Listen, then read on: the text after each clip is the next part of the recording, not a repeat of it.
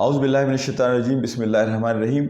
ہمارا دین آیا حقیقت میں غلامی کے خاتمے کے لیے۔ اچھا، غلامی کے بھی بہت سارے دائرے ہیں۔ میں اب یہ دیکھتا ہوں کہ آج کے معاشرے میں غلامی کی نئی نئی شکلیں پیدا ہو گئی ہیں۔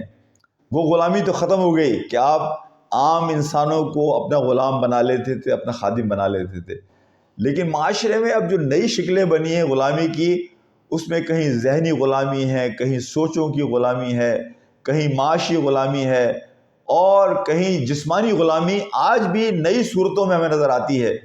کہیں میں رشتوں میں دیکھتا ہوں کہ لوگ بیوی کو اس طرح ٹریٹ کر رہے ہوتے ہیں جیسے غلام کو ٹریٹ کرتے ہیں، نوکروں کو ایسے ٹریٹ کر رہے ہوتے ہیں جیسے غلام کو ٹریٹ کرتے ہیں۔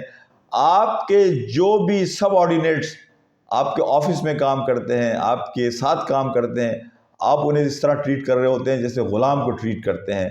غلامی کی ان نئی شکلوں کے حوالے سے بھی ہمیں کانشیس ہونے کی ضرورت ہے، احتیاط کی ضرورت ہے کہ کہیں ہم کسی کے ساتھ زیادتی تو نہیں کر رہے ہیں، ہم کسی کے حق کو مار تو نہیں رہے ہیں، ہم کہیں لائن جو ریڈ لائن ہمارے دین نے دی ہے ہم اس ریڈ لائن کو کراس تو نہیں کر رہے۔ اسی لیے دیکھیں، نبی محترم صلی اللہ علیہ وسلم نے بستر مرگ پر آپ جا رہے ہیں دنیا سے، اور حجۃ الوداع کے موقع پر جو خطبہ آپ نے دیا، آپ نے بہت ساری ہدایت نہیں دی، لیکن یہ ہدایت دی کہ اپنی عورتوں کا خیال کرنا، اپنے کمزوروں کا خیال کرنا، اپنے غلاموں کا خیال کرنا۔ اس لیے کہ کمزور لوگوں پر چڑھائی کرنا انسان کے لیے بڑا آسان ہوتا ہے۔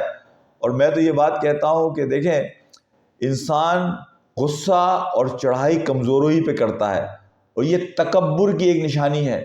آپ کبھی بھی اپنے سے بڑے سے جو مالی اعتبار سے اور رتبے کے اعتبار سے آپ سے بڑا ہوتا ہے، آپ اس پر کبھی غصہ نہیں کرتے، اس لیے کہ آپ کو پتہ ہے کہ وہاں اس کے ریپرکشن ہوں گے۔ لیکن جو لوگ کہ جو معصوم ہیں، جو آپ کے ماتحت ہیں، جن پر آپ کا زور چلتا ہے، انسان ان پر چڑھائی کرتا ہے، ان کے ساتھ زیادتی کرتا ہے، انہیں چلتے پھرتے تکلیف پہنچاتا ہے۔